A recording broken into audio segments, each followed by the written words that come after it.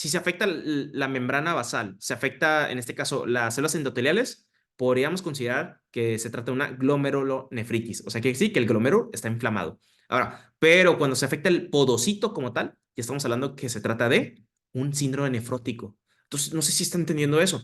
Anatómicamente, o sea, morfológicamente, ya sabemos dónde están las lesiones, cada una. Ya sabemos dónde vamos a ir a buscar las lesiones, ¿ok? O ya sabemos qué está pasando, ¿sí?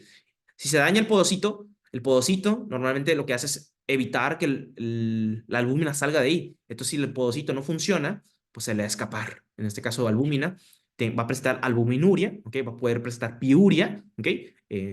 Orina con grasa y obviamente va a tener edema, ¿no? Todos los pacientes tienen edema. Aquí en renal todos tienen edema. Así como en carne, todos les duele el pecho, aquí todos tienen edema, no orinan, todos tienen eso, ¿ok?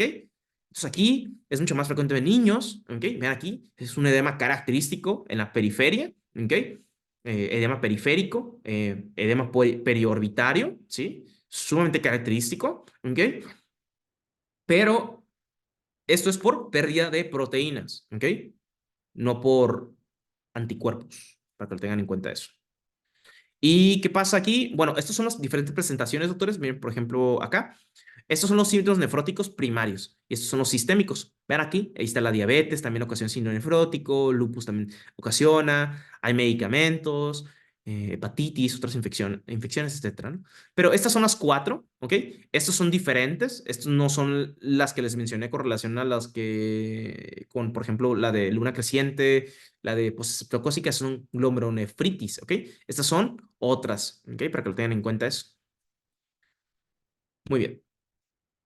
Y pues que la tasa de filtrado, pues ya lo estuvimos revisando, es el paso de agua y moléculas pequeñas a través de tres barreras, que ya lo estuvimos comentando. El filtrado, la tasa más o menos ronda entre los 120 y 125 mililitros por minuto, ¿ok?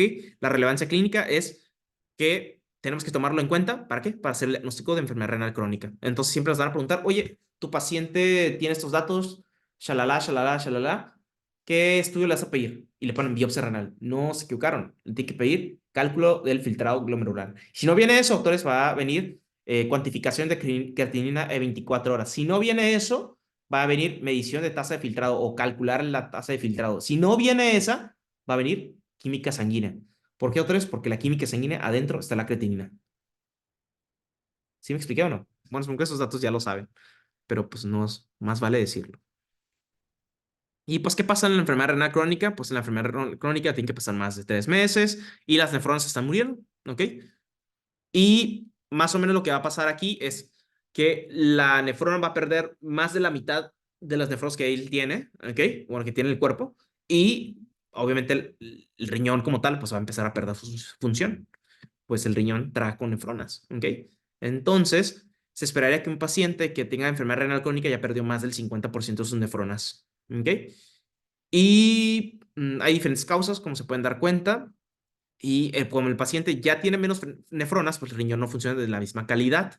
Entonces, pues empiezan a acumular metabolitos o desechos que no deben que acumularse en el cuerpo.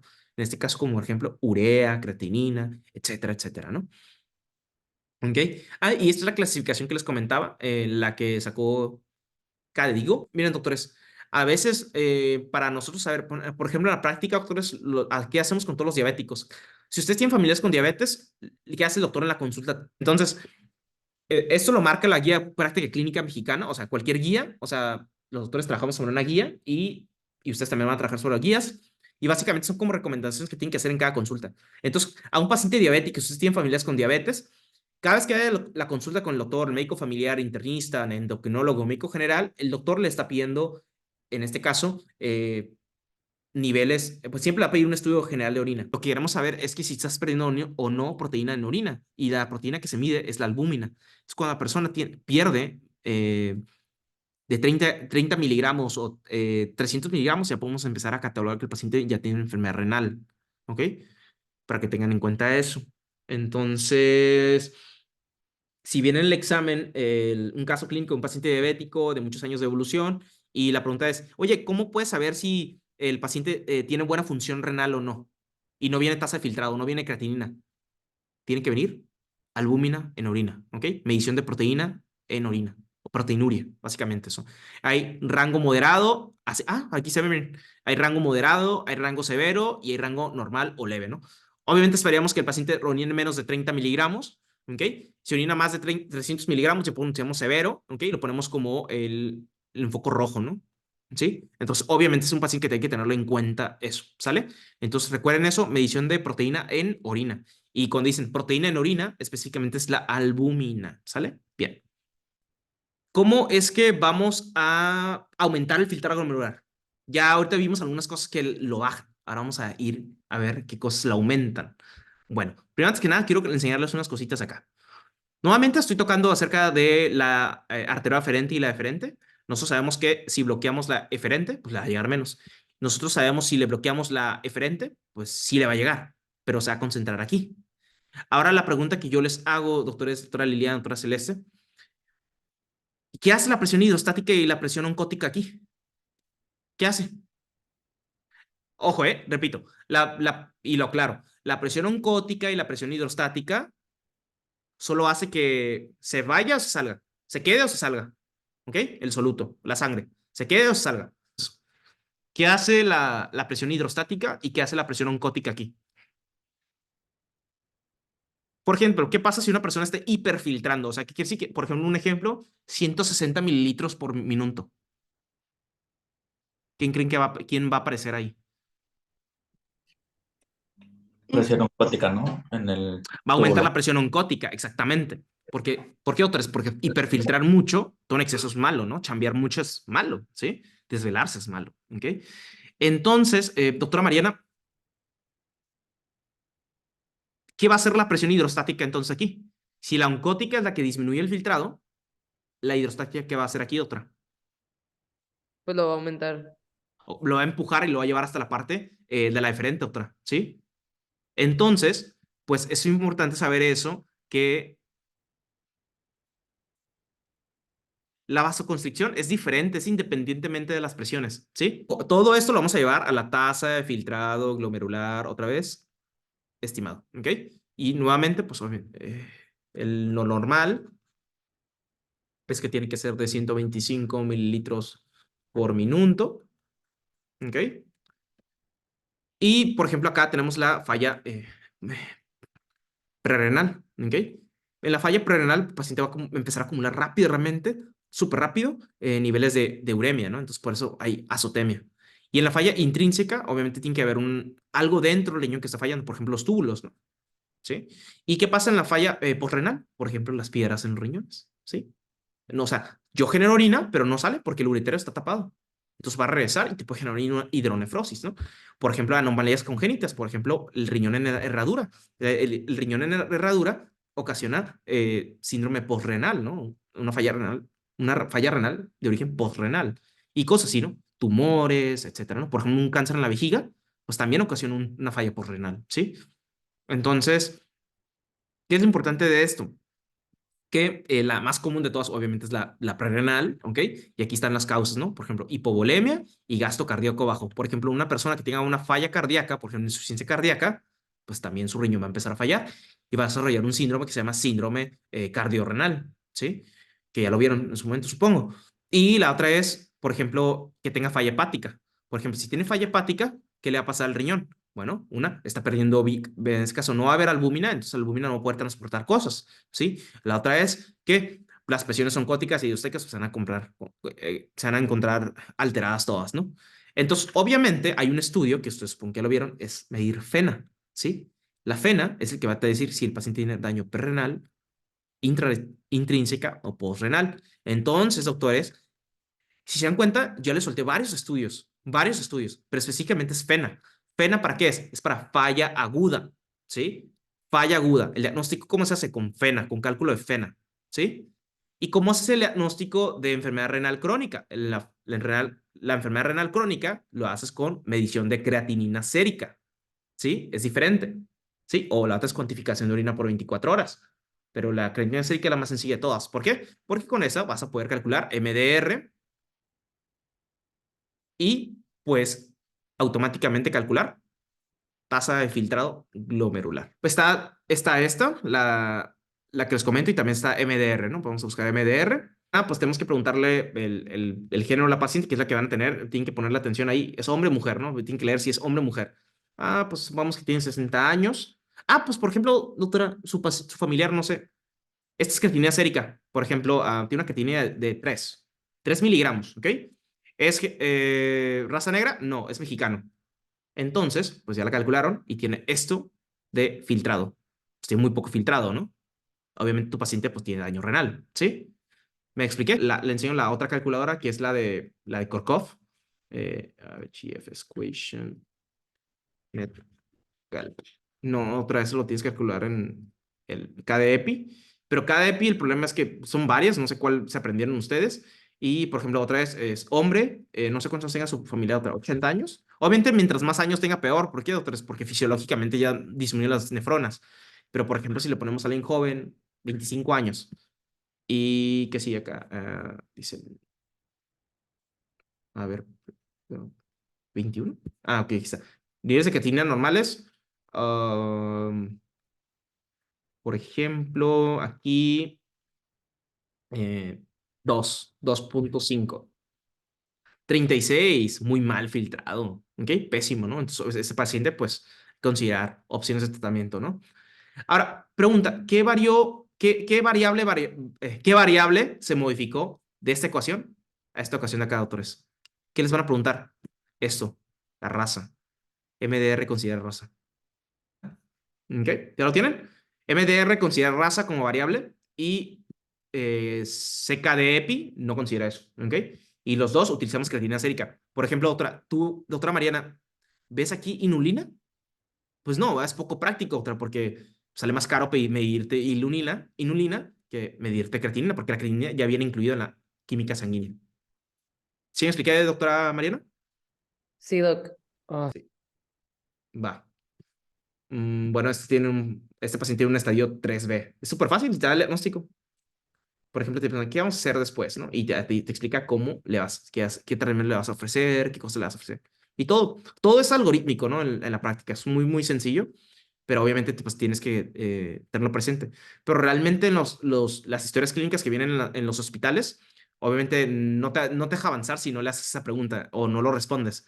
Entonces, automáticamente casi lo tienes que hacer por inercia. Bueno, porque te lo aprendes, ¿no? Paciente con daño renal agudo no le van a pedir MDR y tampoco le van a estar pidiendo CKD-EPI. ¿Por qué? Porque va a salir muy, muy alto o la otra vez va a salir un falso positivo, ¿no? Para que lo tengan en cuenta eso, ¿sale? Entonces, a los pacientes con daño renal agudo, pues no le piden eso, sino le piden, pues, estos estudios de este. Pero ¿por qué siempre la presión hidrostática siempre está alta, doctora Mariana? ¿Por qué crees que siempre la hidrostática está más alta que la, doctor Fábila? ¿Por quién creen que siempre la hidrostática está más alta que la osmótica? Porque aquí dentro siempre va a haber más hidrostática que oncótica.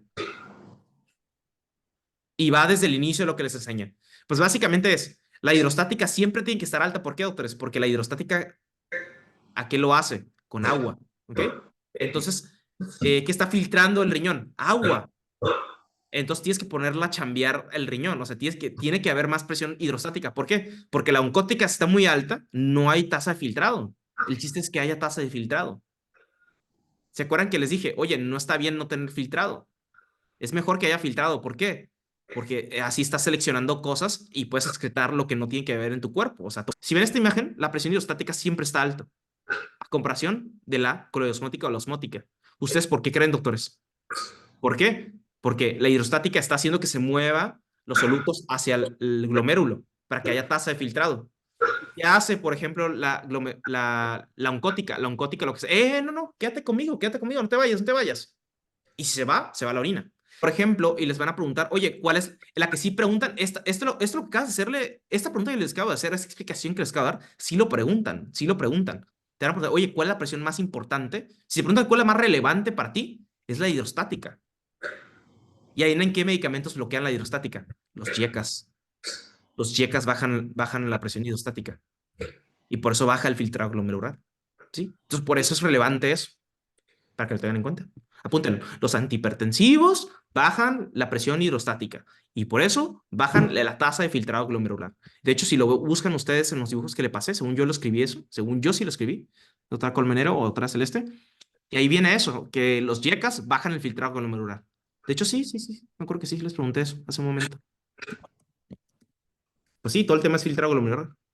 Pues, sacar las fórmulas, por eso las fórmulas son muy importantes. Por ejemplo, ¿ven la pantalla? ¿Ven el dibujito o no?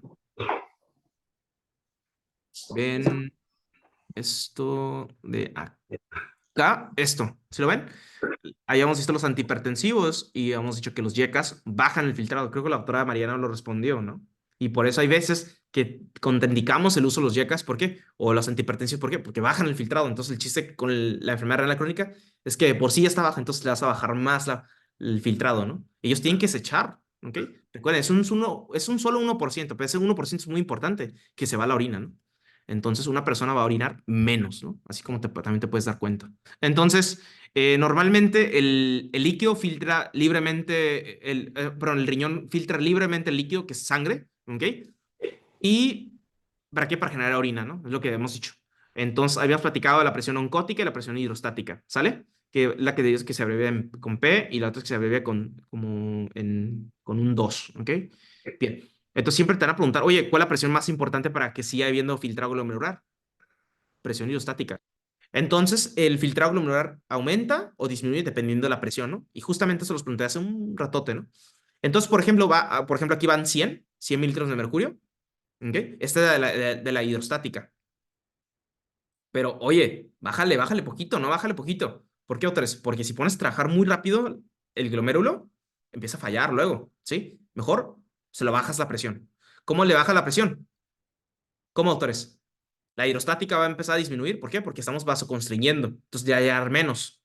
¿Me expliqué? Entonces la hidrostática disminuye, ¿sí? Como es la más alta, también tiene que disminuir, ¿sí? ¿Y qué pasa, por ejemplo, con la eferente? ¿Qué pasa con la eferente? La eferente va a disminuir también. Va a decirle, oye, concentra este líquido y empieza a drenarlo. Entonces aquí, en la parte medular, en la parte más baja de la nefrona, ahí es donde se hace el famoso, ¿cómo se dice? No es como que lo deshidrata, pero funciona como una esponja y lo drena. Es el sistema descendente, nos absorbe más agua, ¿ok? Sobre todo, para que lo tengan en cuenta, porque preguntan eso. Y pues, si se dan cuenta arriba, justamente hay algo que se le conoce como mácula densa. ¿Y qué es esa mácula densa? Ver qué está pasando. ¿Qué hace la mácula densa? Detecta que los niveles de sodio estén altos, ¿ok? O ya haya volumen en el cuerpo, ¿ok? Entonces, ¿qué va a hacer la mácula densa? Puede disminuir el filtrado, ¿ok? ¿Para qué? Para mantener el soluto adentro del cuerpo, ¿ok? Para mantener la osmolaridad, el volumen y el sodio, o entonces excretar, ¿no? Si ve que hay mucho, ¿ok? Para que lo tengan en cuenta eso. Bien. ¿Qué proteínas son menos capaces de atravesar la barrera glomerular? Ok, si viene un ejemplo, ¿cuál es la proteína otra? La. Albúmina, Ok, y si no viene albúmina, ¿qué cargas te van a poner? Las que tienen cargas negativo. negativas. ¿Por qué? Porque la membrana normalmente, ¿qué cargas tiene? Negativas, ¿ok? Bien, para que lo tengan en cuenta eso. Ah, y la otra, pues proteínas grandes, ¿no? Como lo puede ser la albúmina, ¿ok? ¿Cuál es la causa principal del síndrome nefrótico? Ah, la disfunción de los podocitos, exactamente, ¿no? Ah, específicamente eso. ¿Una enfermedad tubular? No, porque la enfermedad tubular da otras cosas. Inflamación en riñón, una nefritis intersticial, no dice mucho. Y la otra es destrucción de la membrana basal. Pues no, tampoco dice mucho, ¿no? Va más como los de nefrítico. ¿Ok? Bien. Sí, ¿qué resultado se asocia comúnmente con la disfunción de podocitos? Ah, vaya. Una glomerulonefritis, doctor Fabila. Una obstrucción del flujo urinario. Una presencia de glóbulos rojos en la orina, o sea, hematuria, o una pérdida significativa de proteínas en la orina. Pues así son los puntos de fisiología, ¿no? Sería más como una presencia de glóbulos rojos. Si fallan los podocitos, empieza a orinar sangre. O sea, hay una pérdida de hematíes. Si fallan los podocitos. Mm, Porque por acá la doctora Mariana nos contestó la respuesta. O sea, el síndrome nefrótico pierdes proteínas. Entonces, la respuesta correcta, ¿cuál es, doctores? Perder proteínas. Albúmina. ¿Por arriba de cuánto se pierde, doctores? ¿Cuántos gramos? 3.5. 3,5 gramos. Excelente, muy bien. ¿Cuál es ¿Cuál es el principal factor subyacente del síndrome nefrítico? O sea, ¿cuál es el factor de riesgo, ¿no? Básicamente. ¿O cuál es el principal desencadenante, doctora Celeste? O sea, ¿por qué tu paciente va a desarrollar síndrome nefrítico? ¿Por una destrucción de podocitos? ¿Por La A. una disfunción de la membrana basal? ¿La A? ¿Dice? ¿Nefrítico? ¿Una inflamación del riñón? ¿Una acumulación de células epiteliales? Recuerden que tenemos tres barreras, ¿no? Tenemos la membrana basal, tenemos el endotelio vascular, que son las fenestraciones, tenemos los podocitos. Entonces, esas tres barreras se pueden alterar de forma, se pueden alterar de diferente forma y te pueden dar enfermedades nefríticas o nefróticas. Ahorita están preguntando por el nefrítico. ¿Cuál es la respuesta correcta, doctores? Inflamación del riñón, ¿no? Una glomerulonefritis, ¿no? ¿Ok? ¿Qué hallazgos se caracteriza comúnmente al síndrome nefrítico? Doctora Colmenero, la respuesta. ¿Qué hallazgo se caracteriza comúnmente en el síndrome nefrítico? Pues casi nada, lo dije. Hiperlipidemia. Hiper- ¿Esos pacientes orinan grasa? Edema. Edema. Pues todos los pacientes tienen edema generalizado, doctora, porque todos los pacientes pierden proteínas, solo que uno orina de rango nefrótico y uno orina no nefrótico. Pero, por ejemplo, doctora, yo puedo tener nefrítico y yo puedo estar orinando mucha proteína, o sea, puedo estar perdiendo mucha proteína, mucha albúmina, pero nunca va a llegar a comparación de una persona que tenga un síndrome nefrótico, que va a estar orinando más de 3 gramos, 3,5 gramos. No sé si me expliqué, otra. Los dos perdemos proteínas, pero un nefrótico va a perder mucho más siempre que el nefrítico. Entonces el edema generalizado es para todos, ¿no? Al fin y al cabo, no nada más está perdiendo proteínas, también está perdiendo agua y el agua está yendo a otras zonas. En este caso, la proteinúria, disculpa, la hematuria es lo correcto. ¿Ok? La hematuria. ¿Por qué? Porque se daña la membrana y la otra cosa es el riñón se inflama. Y aquí puse disfunción de la membrana. No, aquí no es disfunción de la membrana, es inflamación del riñón. ¿Ok? Otra. ¿Qué relación existe entre el flujo sanguíneo renal y la tasa de filtrado glomerular? Ok, pues ya sabes que a través de sangre, pues vamos a ahí sacar los solutos, ¿no? Otra. Y ahí al final vamos a formar orina. Entonces, doctores, ¿cuál crees la respuesta correcta? Eh, bueno, si dice RBF, sin que está en inglés, ¿no? Pero en español sería F de flujo sanguíneo de S y renal sería de R, ¿no? Entonces, el flujo sanguíneo renal, doctores, es la sangre va a pasar por la nefrona, ¿ok? O el glomérulo, y parte de ahí, pues se va a convertir en orina, ¿no? Entonces, obviamente es un factor muy importante. Entonces la A se descarta, ¿no? ¿Cómo que no afecta? Sí, claro que afecta. Por ejemplo, si no le da sangre al riñón, ¿qué enfermedad está desarrollando? Una enfermedad tipo renal, ¿no? Va a ser una enfermedad renal aguda, ¿no? Entonces, la A está descartada. Dice, a mayor flujo, mayor filtrado, o a un menor flujo, mayor filtrado. ¿Qué creen, doctores? La, la B, perdón. Sí, no, Doc. Sí, sí. ¿No hay una relación? No, no, claro que no. Sí, hay una relación, súper relación, ¿sí? Porque si el flujo renal disminuye, la persona puede desarrollar una enfermedad renal, tipo prerrenal, ¿no? Bien, doctor Fávila, aprovechando, doctor. ¿Cuál es el efecto de la presión hidrostática aumentada? O sea, hay mucha presión hidrostática en el capilar glomerular. Y es mucha presión hidrostática, Doc. ¿Aumenta la tasa de filtrado? ¿Disminuye la falta? ¿O no afecta nada en el filtrado? Mm, Y es mucha presión hidrostática, Doc. Acuérdate, hidrostática. sería disminuye, ¿no?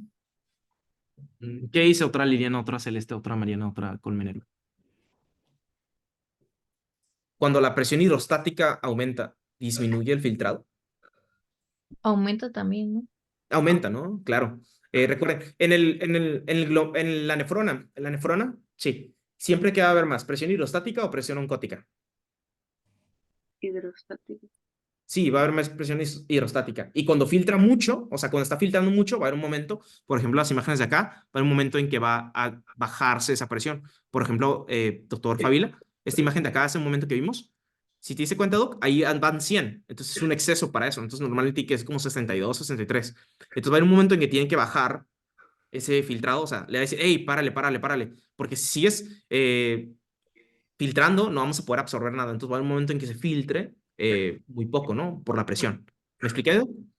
Entonces, obviamente, si la presión hidrostática está alta, pues el filtrado va a ser mayor, ¿no? Sí. Esta es la presión hidrostática, ¿ok?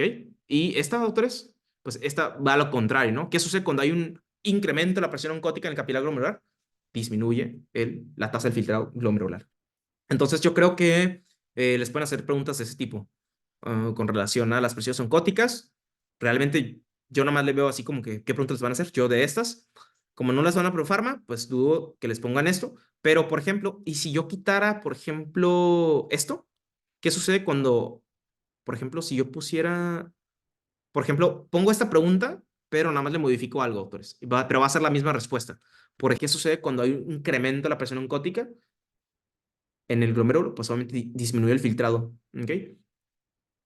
Ahora, no lo confundan con la presión hidrostática. Recuerden que la presión hidrostática es la presión ejercida, pero por moléculas de agua, ¿ok? Agua, no proteínas. Y esta de acá sí lo ejerce una proteína, en este caso la albúmina, ¿sale? Bien. Sí, doc. ¿Qué condición podría aumentar la presión oncótica en el capilar glomerular? O sea, ¿qué quiere decir? ¿Qué cosas hacen que se aumente la albúmina? Bueno, ¿qué cosas hacen que la albúmina esté generando más presión oncótica? Y la deshidratación, ¿qué pasa? Los pacientes deshidratados, pues si no tomas agua, pues no vas al baño, ¿no? Entonces, eso es obvio. Ahora, la contracción de la aferente tiene que hacer para disminuir la presión hidrostática y eso lo ejerce la presión oncótica, entonces aumenta. Espero no haberlos confundido, ¿sale? La deshidratación, pues aplica como lo mismo para el ejemplo, por ejemplo, para el paciente que tiene hemorragia, tiene falla cardíaca, ¿ok? Ellos, por ejemplo, el falla cardíaca, el corazón no bombea sangre, entonces no expulsa sangre hacia los riñones. Y la persona que tiene hemorragia, pues está perdiendo sangre, entonces la sangre ya no puede ir al riñón.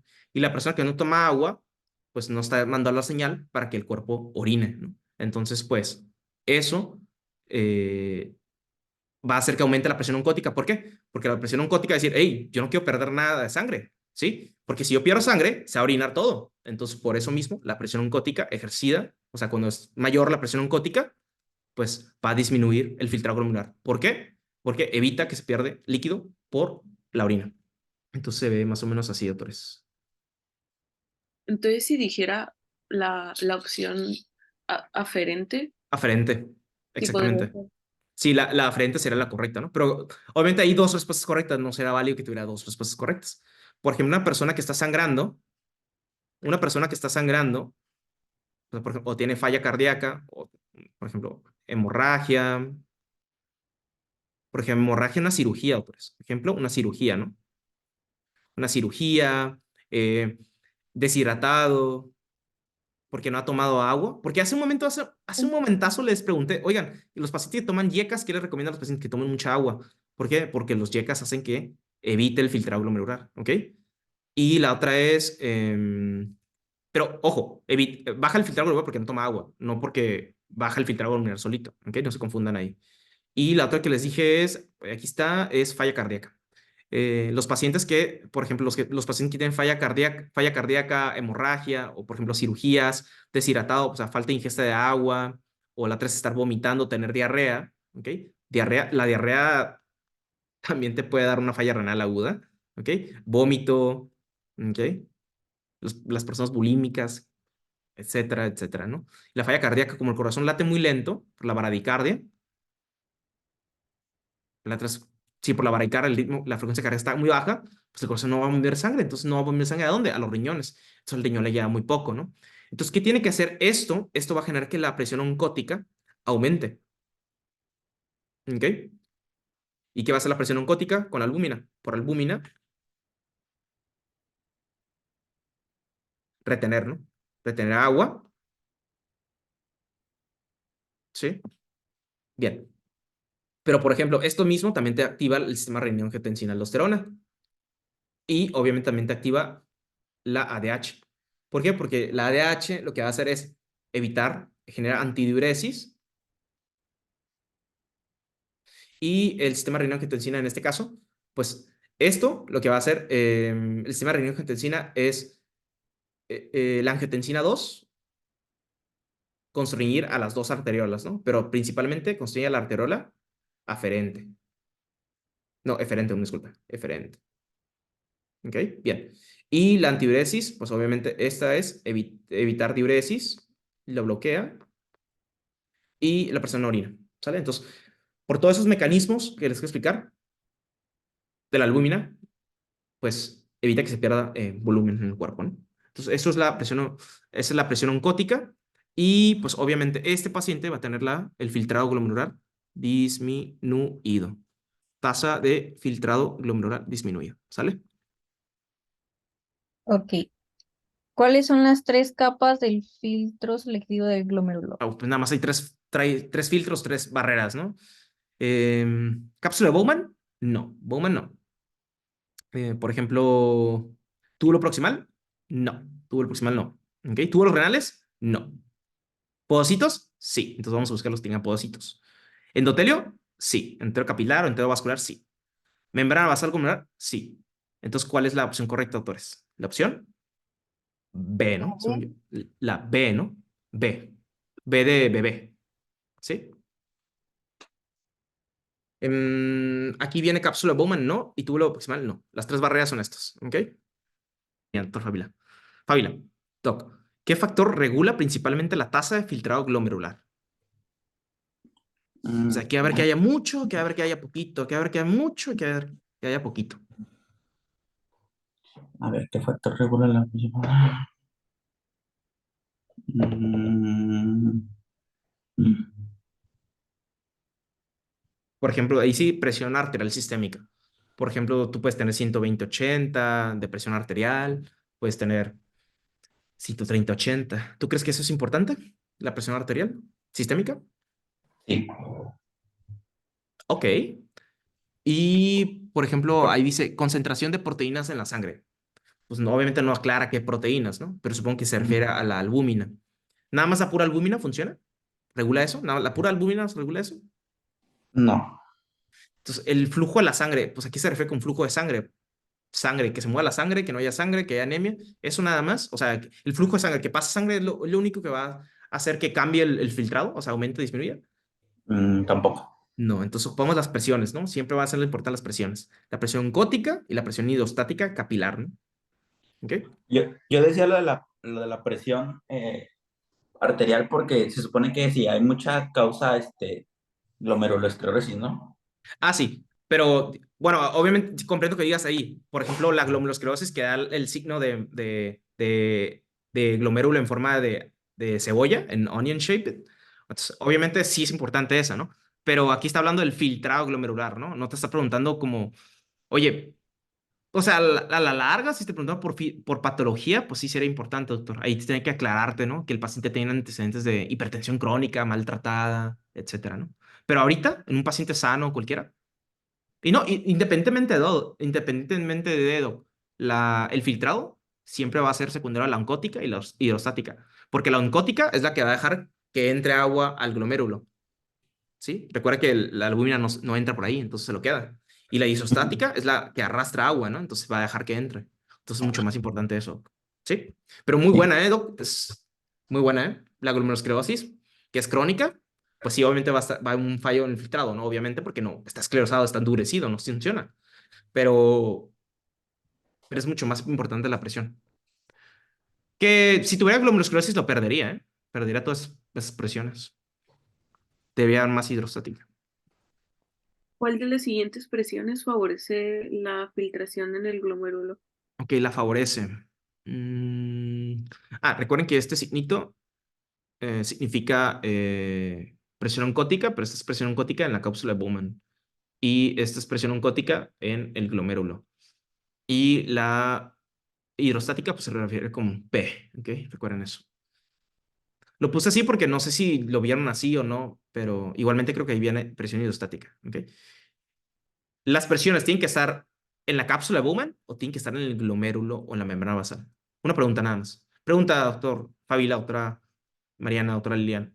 La presión tiene que estar, cuando hablamos de presión hidrostática, la presión hidrostática y la oncótica, ¿es la presión que está en la cápsula de Bowman? La presión que está en el glomérulo, la membrana basal. ¿Cuál de las siguientes presiones favorece la filtración del glomérulo? ¿Es la presión hidrostática, dentro de los capilares del glomérulo, ¿no? Recuerden que la presión dirostática es la más importante. ¿Por qué? Porque debe estar elevada. Mientras más elevada está, más agua jala, ¿no? ¿Sí? Recuerden eso, la presión hidrostática es la más elevada. ¿Ok? La presión es de, ¿cuánto? Se me olvidó, 60 y ¿cuánto? 60, ¿no? Exactamente. Pero según yo, la que preguntan es la oncótica. ¿Ok? ¿Por qué? No sé por qué. 60, 32. ¿Ok? La cápsula de Bowman no es la más importante, la presión más importante es esta, ¿no? La que te preguntaron fue la de acá. ¿Sí, otra, Liam?